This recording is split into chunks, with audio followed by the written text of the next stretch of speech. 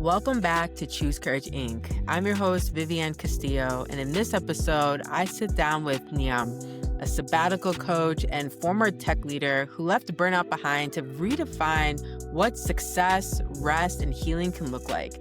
And so together, we talk about what happens when you finally stop betraying your body for your career, how rest can become a rebellion, and why entrepreneurship can be a vessel for healing rather than just another version of overworking yourself. And so this conversation is really an invitation to stop obeying your guilt and to remember what your intuition sounds like and to let wholeness, not hustle, be the metric of your success. So take a deep breath, unclench your jaw, and let's get into it. This is Choose Courage Inc. I'm really looking forward to our time together today, and I'm just going to jump straight into it. I'm wondering if you could take us to the moment when you knew something had to change. Was there a single day or a conversation that broke the spell of burnout for you? What happened? What's the tea? Yeah, there definitely is. There is a one moment, and it was in 2021. So during the pandemic, I was working a remote job that despite all my self-advocacy efforts, I was still in the midst of burnout. And I remember in that moment asking myself the question, is my life just going to be one debilitating job after another until Mm, and I was miserable. And it was really a moment of reckoning for me because in that moment I didn't see my way forward of how things work. yeah, and honestly, I think a lot of people struggle with that. They look at what history and their past experience has shown them, and like, this is it. This is what it means to be an adult. This is what it means to have a job. And it can feel discouraging, right? To kind of look at the past, look at what's around you, what's happening on LinkedIn, and feel like there's no way out. Yeah. Yeah. Because I think we're also, or at least I'll say in the US, I think we're also just really socialized to you go to school, you get a job, you do that for a while, maybe you get married, you have kids, and there aren't necessarily a lot of alternative paths offered to Mhm. us. And so I think even more so if you're in that place of burnout, you have even less imagination of what's possible. You're just like, all right, well, I'm just gonna do this. Hopefully I make it to 75 and retire and maybe I'll have some energy to enjoy life. Maybe not. Maybe I'll just die. Yeah, yeah. Well, I'm curious though, like, in that moment, how did that break the spell of burnout for you? Because I feel like a lot of people have that moment and it's more of a moment of noting versus something that can encourage and change a pivot. Yeah, talk us through a little bit more about what happened in that process. Yeah. So kind of the process of what moved it from just like feeling that to actually making a change. Yeah, yeah, exactly. Because you're talking about how you had this moment of recognizing, really kind of like asking this question of, is this it? And I'm curious about how did you go from that moment of pondering to actually doing something about it? Yeah. Yeah. The biggest thing or inspiration for me was I stumbled upon the story of a woman named Rashida Dow, who she was a corporate lawyer. She got laid off. And originally she was just going to go down the path of, okay, let me find another job. But she decided to instead travel the world and do a sabbatical. And so I found her story, and she and another person have co-founded a company, and they had all these stories of Black women who had taken sabbaticals. And that gave me imagination to be like, oh, well, I could do that too. I don't have to just suffer. So I think there's something really powerful about, again, kind of going back to what I was saying before about seeing what other possibilities are there. And so that was really the thread for me. And Rashida she's a sabbatical coach, and I worked with her. Amazing. And so that was my way forward. And it was also being a part of a community of people who wanted more for their lives. And so that also reinforces, no, I'm not crazy or selfish or naive to want something more than what I'm experiencing now. Hmm. Yeah, and I think a lot of people, they have that moment of realization or reckoning, and then they just choose to endure it. Sometimes it's even unconsciously, right? Because for some of us, that's all we've known how to do and operate is to endure. You sure I can vocalize and acknowledge what the problem is, but nonetheless, I'm going to grit my way through it. And I see a lot of folks who, on LinkedIn, publicly, everything's looking great, but inside they're crumbling. And I know with you, you were leading digital product delivery for major clients like Kia, Visa, so on and so forth, and on paper, everything probably looked amazing and successful. But what did people not see behind the success? What was happening behind closed doors as you were kind of like on this journey? Yeah.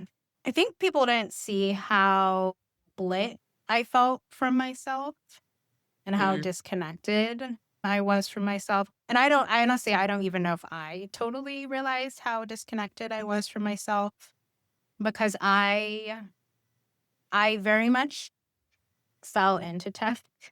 I was, have always been a very like sensitive, kind of more quiet, creative person. And I thought I was going to go into nonprofit or ministry work, but I ended up temping and then getting a full time job at a startup in Silicon Valley. And so, even though there have been so many ways that I grew and had this career where I think people would say I had a successful career, but I felt like the cost was like, I I wasn't my whole self.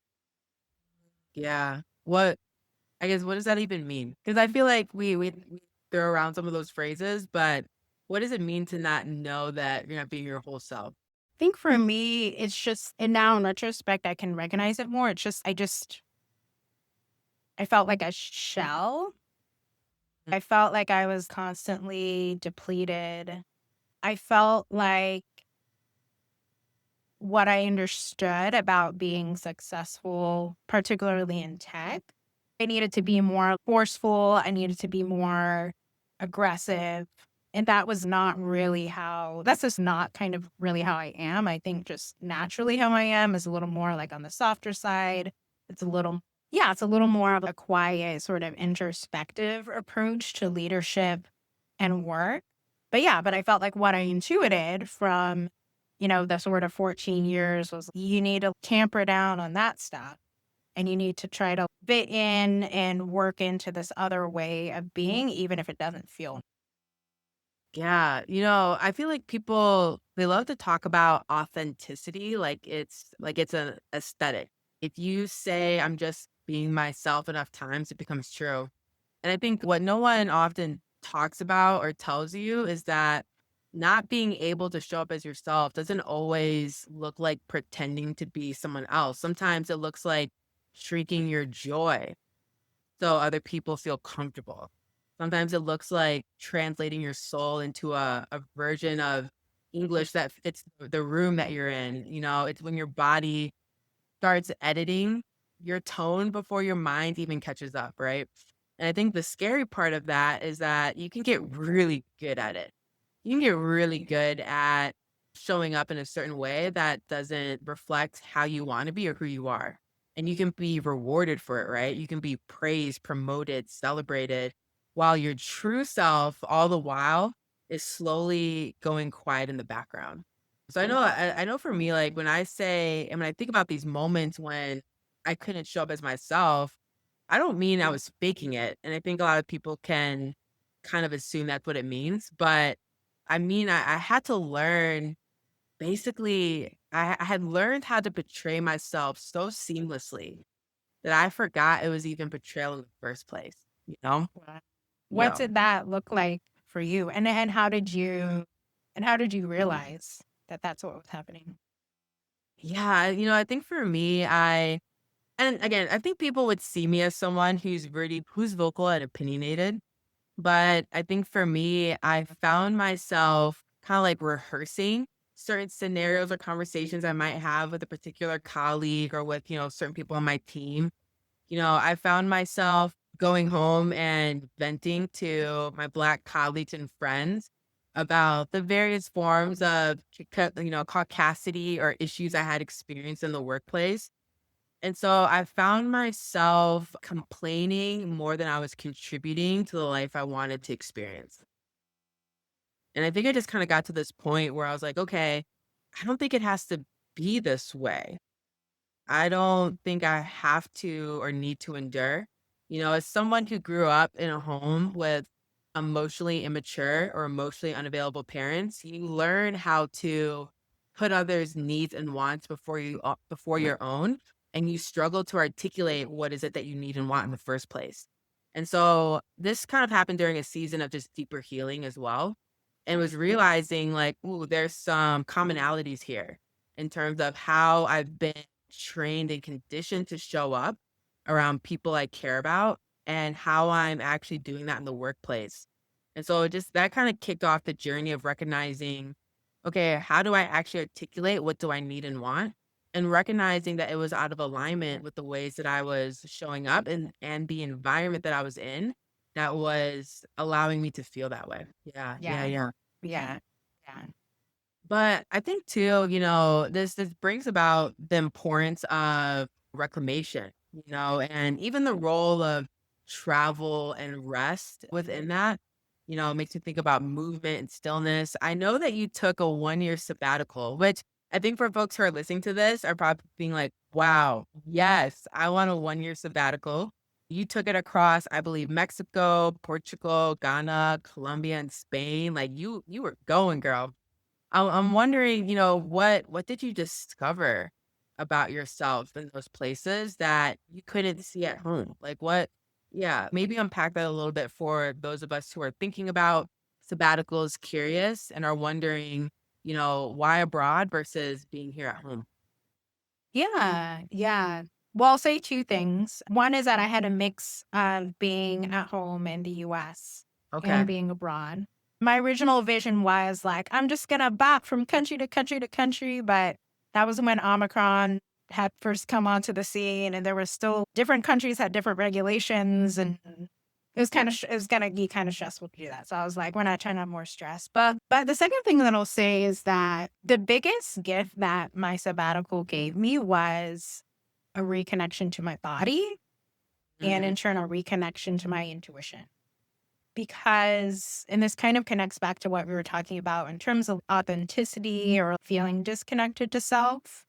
I Yeah. didn't realize until my sabbatical where I didn't have to adhere to another entity, another institution, a company's schedule, like how drained I was and how much I'd been forcing myself to fit into kind of a schedule that didn't work into me, and also how much I had learned to override my body's signals, right? Even just the really basic signals of I'm hungry, I need to go to the bathroom, I'm thirsty, right? Because I think a lot of times in my roles, it was like back to back meetings from 9 a.m. to 5 p.m. And so it's okay, well, like, when do I eat during that?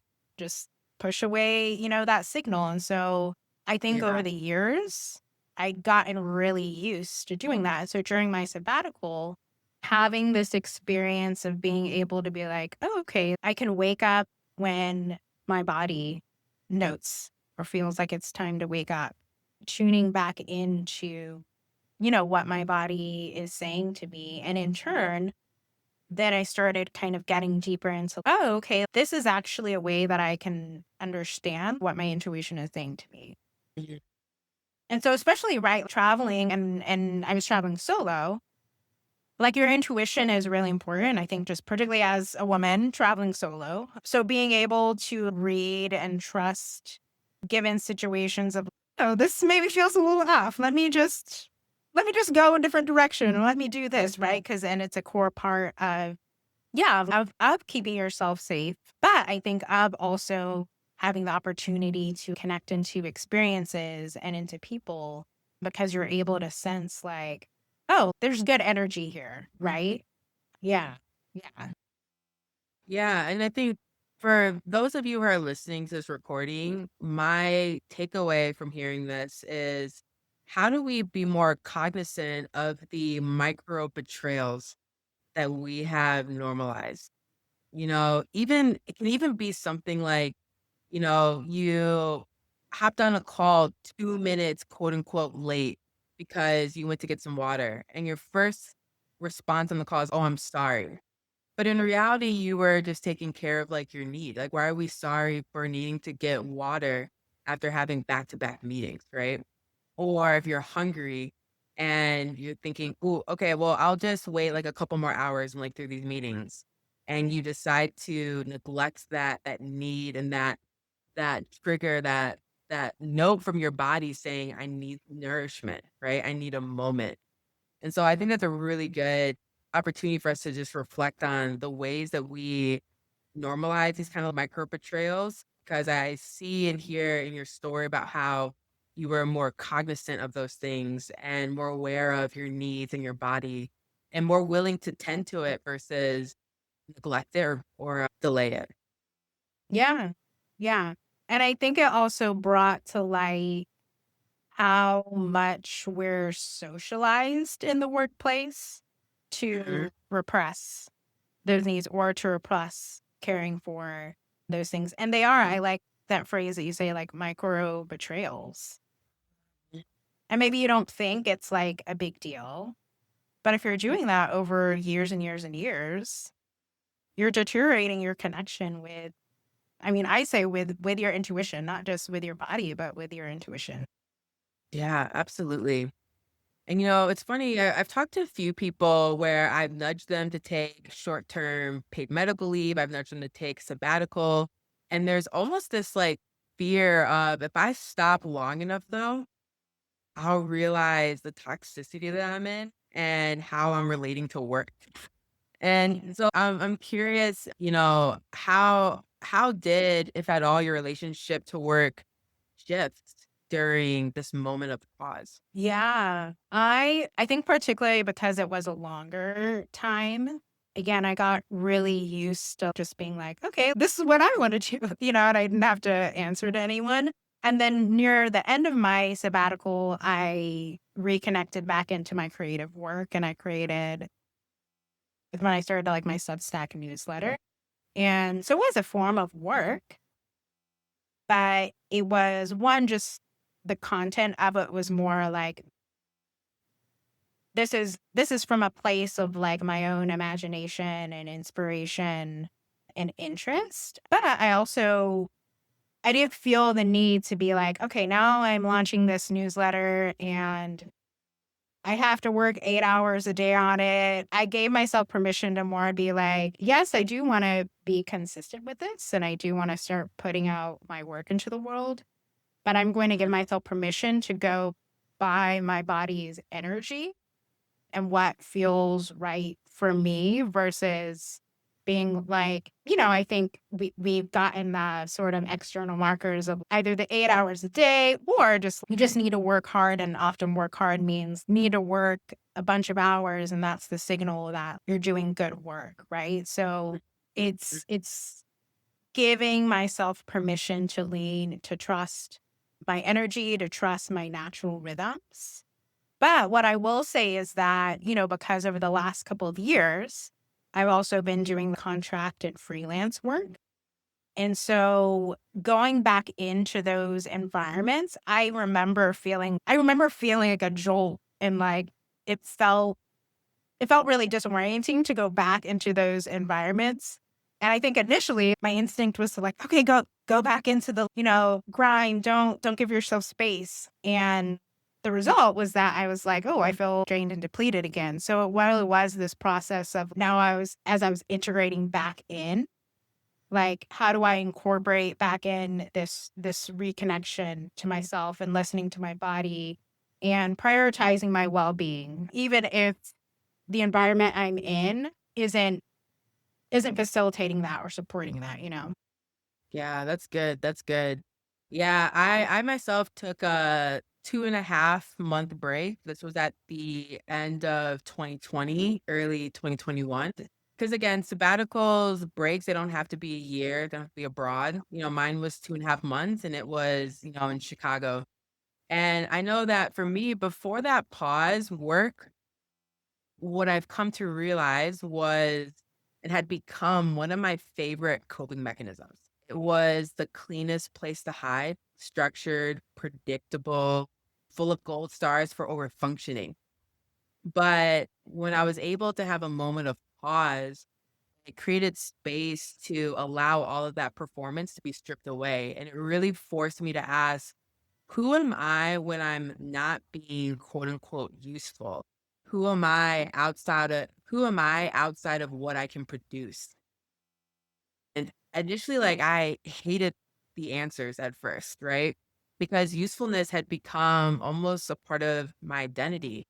And again, part of this is a little bit of upbringing here. So some folks listening to this, you might resonate with this, where especially if you are the oldest, or if you did grow up in a home where you were in many ways the other parent, usefulness is just a part of you. You're conditioned to kind of conflate the two in terms of your identity. But for me, in that stillness, I was able to realize that rest isn't the opposite of work. It's actually the mirror that shows you why you're working in the first place. And I've learned to have these kind of like mini breaks and moments of rest. But I would say from that point, that was really a catalyst to helping my relationship to work and having it shift from it being less about producing and more about becoming, right? For me, like, work is no longer proof that I matter or I'm able to do something valuable or give something valuable. It's become more of an expression of what matters to me. Yeah. Yeah. I'm wondering too for you, what what gave you the courage to sit with those questions? Hmm. Was it courage or was it just being forced to because I was by myself with my mind and thoughts? It's funny because like my therapist, she was like, I think you should take 6 months. I'm like, girl, quit playing. I think it's like And 2.5. and I was like, 6 months? But honestly, so I'll admit this. 2 weeks into this break, I had an anxiety attack because my body and my mind were like, girl, we're not working. And I talk to this now with a lot of my clients. I remind them it's going to take about 2 to 3 weeks for your body to feel safe. And, even in the early first part of the 30 days, you're like, yes, I did it. Like, I'm good. And then around the 30-day mark, the memories start to resurface. Yeah. Because the thing about especially like trauma that's unique is sometimes our minds and our bodies will suppress trauma until it feels like we're safe enough to process it. So usually around like the 30-day mark, I like to tell my clients, you might start to remember certain things that you're like, yeah, wow, why did I allow that person to talk to me that way? Or why did I allow myself to be in that situation? And so I would say it was less about courage and more about having a support system in place when I decided to make this move. And so for me, it was my two best friends who've known me for a very long time, 15 years for one, 17 years for the other. It was my therapist who is amazing. If I could tip a therapist, I would. And she really helped me to think about the time. She helped me to kind of develop the intrapersonal skills needed to reconnect to myself, to recalibrate my relationship with my work. And also, I gave myself a little bit of loose structure in terms of what I was going to do to work on myself, what I was going to do to heal, to have fun, to enjoy leisure, and how do I just give myself space to think. So I think for folks, at least, if you're interested and curious on taking a break, whether that is through short-term medical leave, because listen, it's offered, it's a benefit. So let your company pay for your healing, okay? Okay. If you want to take, short-term paid medical leave, you want to take sabbatical, I would encourage folks to think about what is that support system that you need to help you make the most of that and to enjoy that. Yeah. Yeah. I think that's a really good note because I think one thing that people may not think about sabbaticals that for myself and I know other folks that have taken sabbaticals have mentioned is that there can be a loneliness to it, actually. Partly because you're doing something that, especially at least outside in the US culture, is like outside of the norm. And so people don't quite know how to relate to, oh, you're taking how long off? But what about work? Like what about money? So there's that aspect.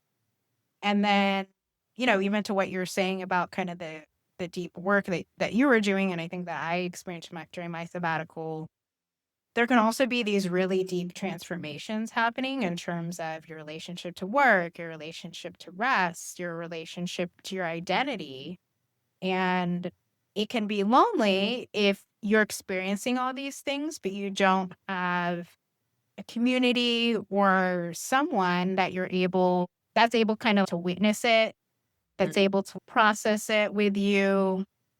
And so, yeah, it can feel isolating. So I love what you're mentioning about create a support system around it. It's not just a sabbatical or a break or, extended leave. It's not just this thing that it's like, all right, go out into the wild and, do it by yourself. I guess you can do that, but I think we need that support and community to journey through the healing and transformation.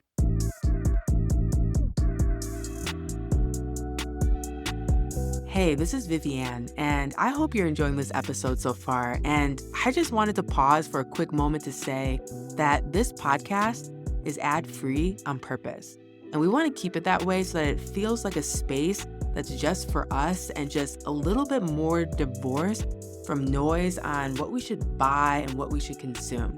And so the best way to help us do that is by sharing it with someone you think would really connect with it, someone who you think would feel encouraged or get something out of this episode, or by leaving an honest review because it helps more folks find us. And honestly, it could be the exact thing someone else needed to hear today, just because you took a moment to spread the word. So thanks for being here. I appreciate you, and let's get back to it. Yeah, because I think sometimes we think this should be more of a solo journey, but in reality, it was always meant to be a shared one. And I think especially it's important when I know you had mentioned before this idea of sifting through your pain to reclaim the broken pieces. And that was something that you had to kind of work your way through it on your sabbatical and within your sabbatical. I'm wondering maybe you could share a little bit of what did that process look like for you? Yeah, just give us some insight into, yeah, what does it look like to kind of sift through your pain and reclaim the broken pieces? Yeah. Yeah. I think the two biggest things that come to mind are I worked with a leadership coach during part of my sabbatical, and I love her approach because she wrote a book, Tracy G, The Magic of Knowing What You Want.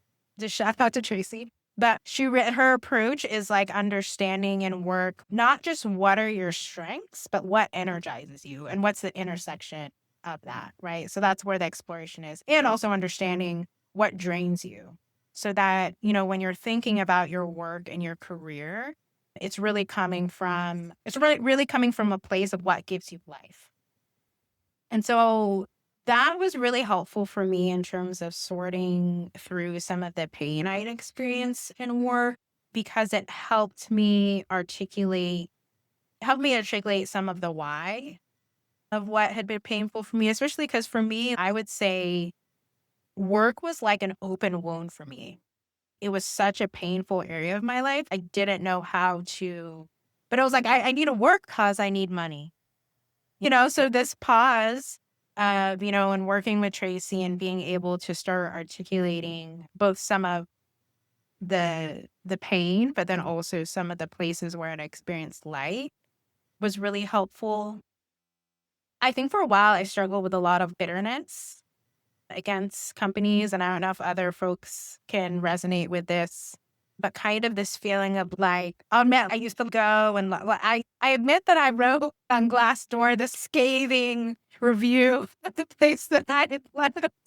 I did it anonymously, but I was like, well, yeah, it just felt like I needed to get back at them. And I kind of felt like it was this ex that I was just trying to get untangled from. And I think in that it's really, and part of my sifting through the pain was like, I did need to grieve and I needed to articulate the ways that I had been wronged, the ways that I felt underappreciated, the ways that I felt that, these places where I'd worked hadn't honored my brilliance, hadn't honored my hard work.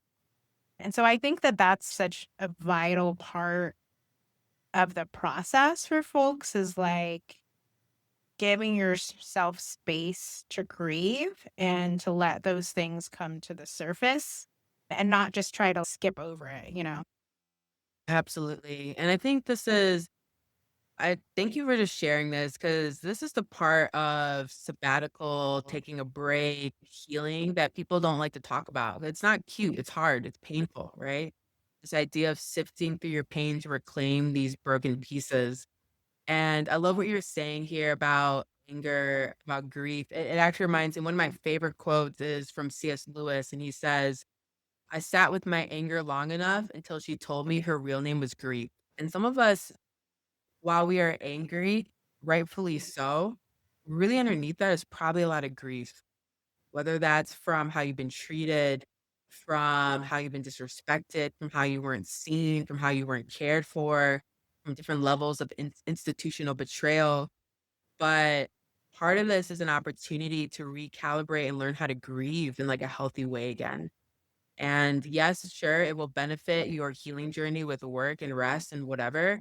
But more importantly, you'll see it benefit your relationships with yourself, with other people, with friends, with loved ones, with your relationship with creativity. Like grief is such an important skill that a lot of us weren't taught. It wasn't modeled well, unless your parent is freaking Brene Brown.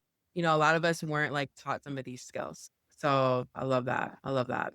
Yeah, and I think for me, like I too had this moment of sifting through pain to reclaim the broken pieces. And what that process looked like day to day was like it was messy, boring, unimpressive. Everyone wants the transformation story with this kind of like clean arc, but I know mine was more of a slow excavation. Sometimes it looked like journaling when I wanted to scroll and allow my mind to go numb on social media.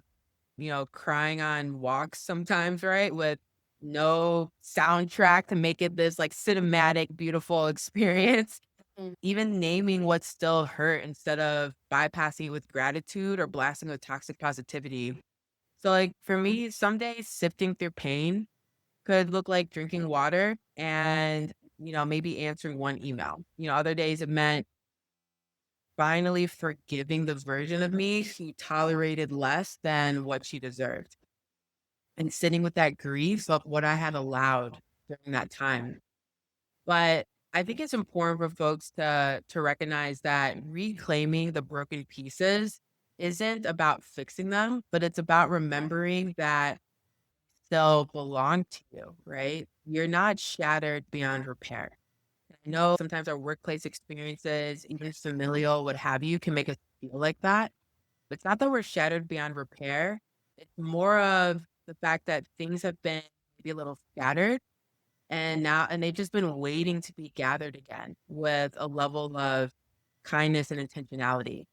And so, yeah, that's something that kind of coming to mind as we're having this conversation about grief and anger and kind of working through some of those painful pieces. Yeah.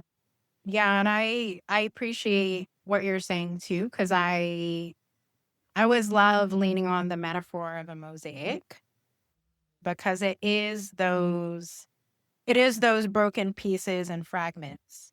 Yeah. But like that, I love that image because you're taking those broken pieces and you're making it something new, right? Mm, That's like an act of reclamation to reimagine the pieces. And yeah, I'd say for me, One of the big things that I grieved was, where have the last 15 years of my life gone? Mhm. Been struggling with the question of, or thinking, oh my God, it's too late. I lost all this life. And so, like we're saying, I think it was important for me to feel that and to articulate that and cry about it, journal about it, wrestle with it. But then I think that's also where, and I think so much of my business is this, it's like me putting together those pieces of, no, this was not all for naught. That I can take what has been so painful for me and I can make it a mosaic, and I can make it something that can be medicine for other people, for them to experience kind of the healing and the pathway forward for themselves. Absolutely. Absolutely. And the thing that I hope people are also taking from this conversation is that healing is a choice, it's a decision. It's not something that we passively allow us to respond to or react to. It's something that we have to proactively choose and engage. So I really appreciate you just kind of like sharing that. I know that you were also a part of most recently the Choose Courage in group coaching experience, and that you allowed us to be with you on your entrepreneurial journey. I know that I have a very deep belief that entrepreneurship can and should be a healing experience. And I know that entrepreneurship has been a part of that for you as well. I'm curious, how did entrepreneurship become part of your healing rather than just another version of overworking or performing? Yeah. I'll say two things. One is that in seeking out business coaches, including the Choose Courage program, I was really intentional about folks who really emphasize wellness and well-being, that weren't just, yeah, you're going to create $1 million business, but you're not, you might be ground to dust in the process, but you have $1 million. Yeah, but you're making money. So I think that was so vital. And going back to, okay, so the question you asked was, how was it particularly like how Choose Courage was a part of that process? I'm more so interested about just entrepreneurship in general. Like, how did entrepreneurship become part of your healing rather than just another version of overworking or performing? Yeah. Yeah. I always go back to this moment. This journey's pretty new for me. So I've been doing it for about a year. But this moment last year, when I was kind of earlier on in the process, and I was thrashing. Why isn't this going as fast as I want it to go? And I think it was also from kind of desperation of, I need this to make money now because I need to have a different way. Which again, I think just touched on, I think, all of the pain I'd had from work. And so I was just so desperate to be able to have a way out. And I was working with another coach at the time, and it always stays with me that she was like, your business is not just your escape route, it's your vessel for healing. And that has stuck with me because it wasn't and it hasn't ever been about just making the money. It's been about healing the pain that I've experienced through work, and also becoming the most full, blossoming, flourishing version of myself. Mhm. But that has meant a really deep evolution, which is another one of those things that sounds really cool. It's really hard. Yeah, like this isn't cute. No. Yeah. Yeah. It's all right. And so, right, because I feel like entrepreneurship has required me to confront these shadows in myself, confront these ways that I haven't valued my own gifts and experience, to confront like the ways that I have gotten used to shrinking myself or swallowing my voice, and has required me to, yeah, to truly evolve. And it hasn't been easy, but I can genuinely say that it has been healing, Yeah. which is wild. I don't think that that's necessarily something that people commonly are like, yeah, if you want to deeply heal, start a business. But it has been that for me. And I'm still, and I'll say candidly, I'm still in this place where I'm trying to figure out how to make my coaching business viable. But I think I can honestly say, even if today I was like, I'm not going to do this anymore, it's been worth it Mm. because I've healed in ways that I never. Mm. I love that. I love that. Yeah, when I think about when I first started humanity centered, if I'm being honest with myself, in the beginning, it wasn't really a healing experience. I think it was hustle dressed up in purpose. I told myself I was building something meaningful, but in reality, I think I was just on the thrashing journey of surviving outside of systems that once validated me. But, an entrepreneurship gave me freedom for sure. Freedom without healing is just another kind of cage. And so for me, the turning point came for me in 2023 when I stopped seeing my business as more of another stage that I'm on, which I think that's how even LinkedIn trains us to view career and work as like another stage. And instead, really started to understand and reflect on it as it being a mirror because entrepreneurship will expose every single wound you try to outwork.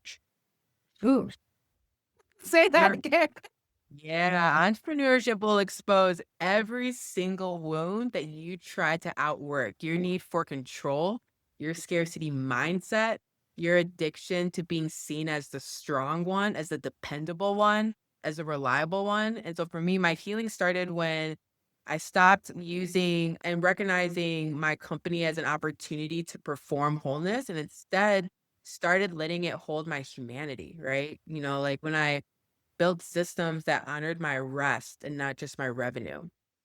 When I started asking my business to help me return to myself instead of just how can this redeem myself. And so for me, like now entrepreneurship, it's part of my healing because it's where I practice wholeness in real time. It's where I get to choose gentleness over grind or courage over proving or integrity over image, right? And that that practice, that's the real work. And I think that's an opportunity a lot of people when they opt into entrepreneurship, they miss the opportunity to do some real healing and deeper work. So yeah. Yeah. Yeah. Yeah. Yeah. I think there, or at least from my experience so far, I feel like there's also this process of surrender because I can tell in the moments where I'm trying to push or force. Yeah. And and I feel like it's more like this building a business is more like kind of the natural process of growing things in nature, right? It's, you don't put a seed into the ground and like the next day it's, a full-fledged plant. Yeah. You know what I mean? It takes time and it takes that nurturing and cultivation. And so there's this aspect of surrender because it's like you show up for it, right? Like you show up in the ways to care for yourself, to nurture your business, but you don't have control over, when like the seed grows, when like somebody like maybe comes back and is, oh yeah, I'd love to work with you, and maybe it's like months later, and so I've really been learning a lot about time, Mm. and this kind of goes back to that moment of thrashing that it's just things just take time. So let's keep showing up and then surrender in the rest. Yeah, absolutely. And I know this is some of the work that we dive deeper into in the Choose Courage entrepreneurship group coaching experience. And would just love to hear from you, through your work with Choose Courage Inc. and our entrepreneurship group coaching experience, what shifted for you about what it means to create or lead from courage? Yeah.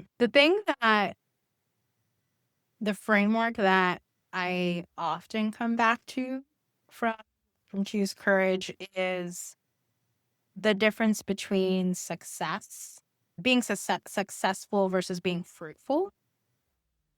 And just to explain it for folks, this idea that I kind of saw as like this idea of success of you have the $1 million business or, you have all the mentions in the publications, but maybe you're still broken inside and you're still, if you've exited corporate, but you're still experiencing the same wounds or the same pain and brokenness versus being fruitful where holistically in yourself as a person and holistically in yourself as a person in your process of building the business, you're well.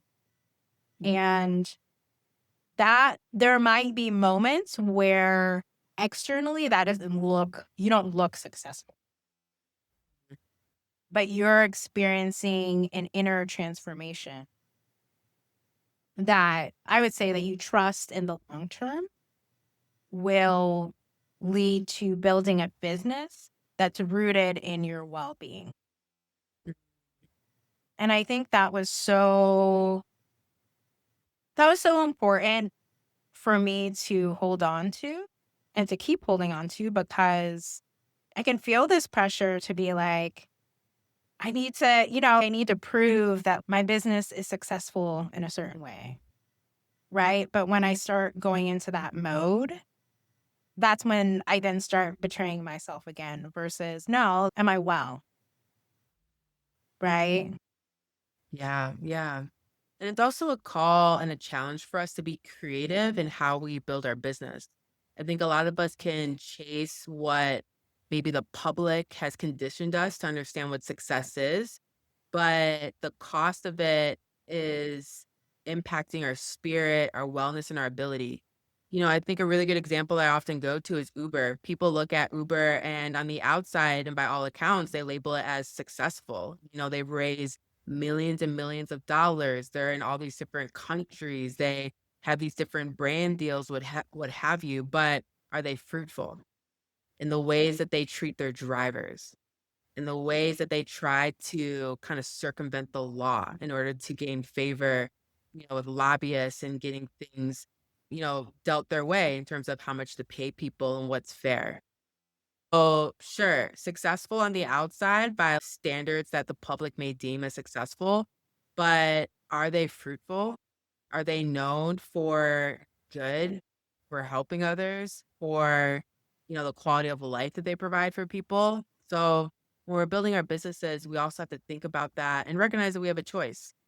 Successful doesn't mean to neglect profits and things like that, but it does mean we have to be creative in terms of how we're building our businesses. So I love that that's something that stuck with you and that resonated with you. Maybe tell us a little bit more about your business. What's the tea? What do you do? What have you been building and working on for yourself? Yeah. Yeah. So I am building a sabbatical coaching business. And so what that means is I partner with folks in tech and corporate to create sabbaticals and career breaks that are intuitive, joyful, and creative, and to really make them an avenue for inner transformation. So, kind of like what we were speaking to earlier, right? Sure, you can kind of take some time away from work, but there really needs to be some intentionality in crafting that space and thinking about the reentry in order to transform and change. And so that's kind of the specific aim. And my overall, I guess, big vision is that I really want to invite folks to reconsider what the definition of success is, to redefine what their relationship to work and rest is, so that it's really rooted in their own intuition and needs and vision versus what society has given to us, right? So it really is this invitation for my clients and for my community to reconnect to their creativity, because I think we all have this creative capacity to cast a vision into the world, whether it's through a specific job that we're paid for or if it's through other avenues of life and work, how can you reconnect to yourself and how can you reconnect into rest to really exercise your creative capacity? Yeah, I think you're doing such important work. And I think a lot of people are recognizing that they've been losing themselves and that they need to reconnect themselves in like a healthier and more intentional way. I imagine that a lot of people who are interested in working with a sabbatical coach like yourself or who are interested in resting can struggle with feeling guilty of around resting or slowing down. And I'm wondering if maybe you could maybe speak a little bit into what you think is the key to releasing that guilt and allowing yourself to rest and to embrace something like a sabbatical. I think one of the big things is what we had mentioned before, and is helping yourself feel safe in your body, like safe to rest. Because I think a lot of folks, we kind of like have taken on this busy mode partly as like a means of survival. And so I think if there are ways to, for example, working with a somatic practitioner or a therapist that has like somatic means that really helps you reconnect to your body and to feel safe in your body, I think that that will be a really powerful way to for you to feel safe in resting and to be able to release that guilt. And the second thing I'd say is that I've been thinking a lot about Audre Lorde, who was a poet and writer. She wrote an essay called The Uses of the Erotic, which, I think initially when folks hear that, it's kind of like, what is that about? But she talks about the erotic not kind of in the sexual sense, but more as a means of, she was specifically speaking to women, but I think it can resonate for other folks as well. Understanding what gives you pleasure and what you enjoy, and that kind of becomes a means of power and clarity for you. And so I think about that in the sense of rest and releasing the guilt about resting, in that not thinking about rest as like a should, because I think people sometimes still think, oh, I should rest in XYZ way. But it may not be something that either like they enjoy or necessarily need. But how can you think about rest as a means of recovering and rejuvenating and reconnecting to joy? And so I think that those are kind of two avenues for folks to lean into when they're trying to release the guilt about resting. Yeah. Yeah. And, I think too, I hope for folks who are listening, we want you to recognize that the goal isn't necessarily to release the guilt. I would actually think the goal is to stop obeying it. Because when we think about guilt, it's not personal. More times than not, it's inherited. A lot of us were raised in a culture that worships exhaustion and calls it excellence. We've learned that rest must be earned, that slowing down is irresponsible, that stillness is dangerous because it might make us feel something that we've been running from, right? So, of course, we feel guilty. And we're taught that rest can sometimes, quote unquote, make us lazy, when in reality, it's what makes us more lucid, more clear, more grounded. And so I think for me, like the key isn't to fight the guilt. It's to notice who benefits when you stay tired and when you build a home in that guilt. To ask who profits from my constant motion, and who am I without my productivity? That's when I think rest becomes rebellion. That's when slowing down can stop feeling like a luxury, can start being a boundary. And I think if you really struggle with that, this is why a sabbatical coach is really helpful, because they will give you language, the intrapersonal, interpersonal skills and tools to help you stop running from what your body, what your spirit, what your loved ones desperately need, which is for you to not betray yourself, for you to learn how to embrace rest and creativity again. So I love the work that you're doing. It's so important. And again, I hope for folks who are listening, I hope you know that it doesn't have to, nor should it be a solo journey. It should be a shared one. And a sabbatical coach can be a really helpful tool in that toolbox on how do you navigate your relationship with work, with creativity, and with rest. I know that you have created some really helpful tools for folks who are curious about this journey. You've created two beautiful resources for people who are standing at that crossroads. Can you maybe tell us a little bit about your trusting the wisdom of your story offering and how it also helps, soul weary professionals begin that reclamation process? So the trusting the wisdom of your story offering is it's a deep reflection guide and one-on-one 90-minute intensive. And the way that it helps folks start their reclamation journey is by acknowledging that you can look within yourself and within your past and within your story for wisdom of what's next, right? And it doesn't negate that, it can be helpful to have outside perspectives.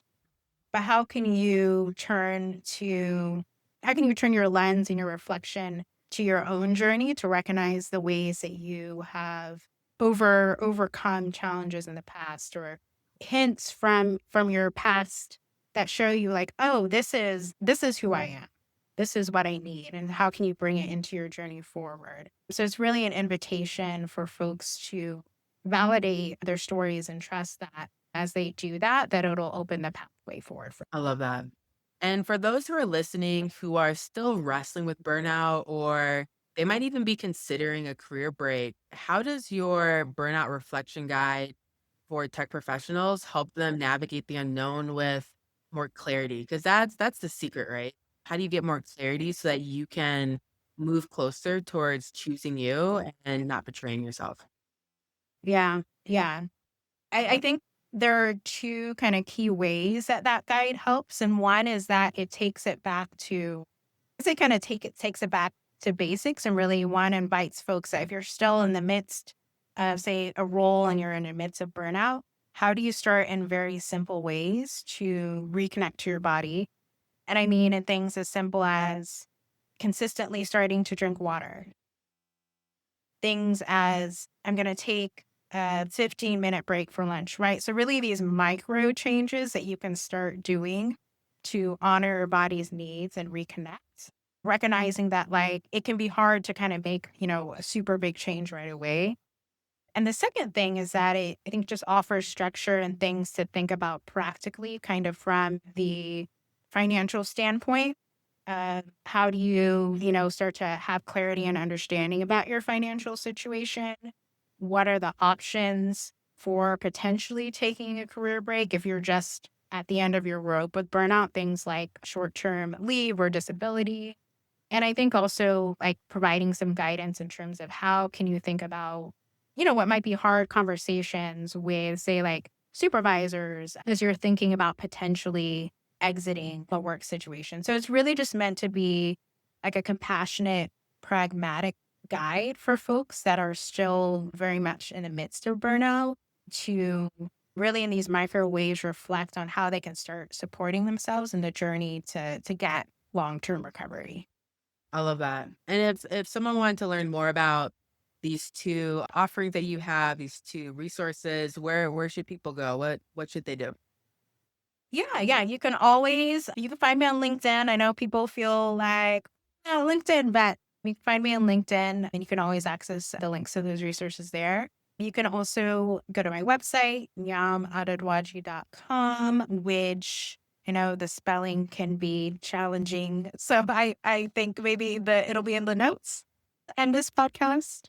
And then the last thing I would say is I also am on Substack, she speaks softly.substack.com. And that's a place too where if you want to kind of get more in-depth essays and reflection prompts, you can connect into it.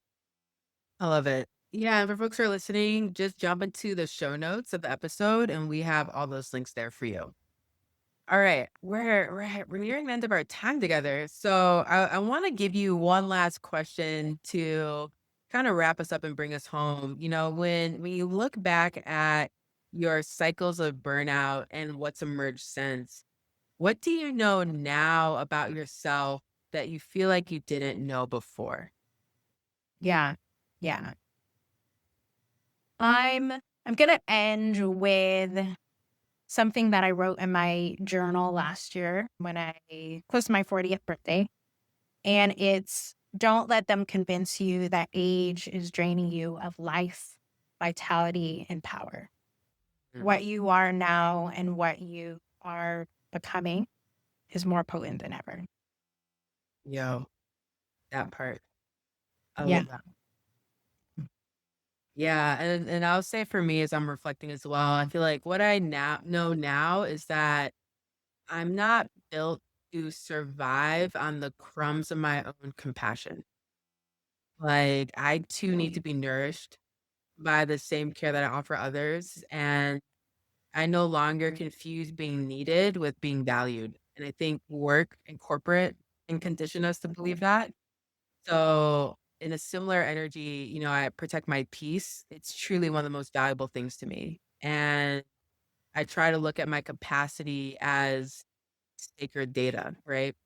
Part of that comes from just finally understanding that I was never burning out because I was weak. I was burning out because I was still believing I had to earn rest and connection and all these other things.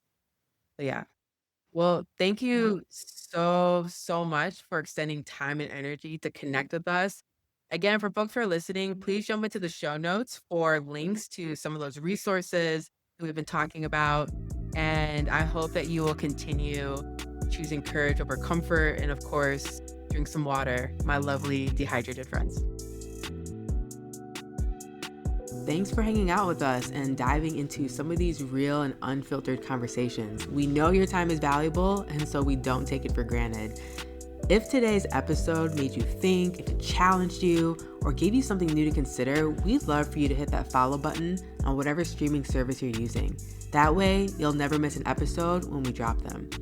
And if you want to go even deeper, sign up for our newsletter at choosecourageinc.com, and you'll get updates on new episodes, access to exclusive freebies, and first dibs on coaching opportunities and other resources to help you make bold moves in your life and business.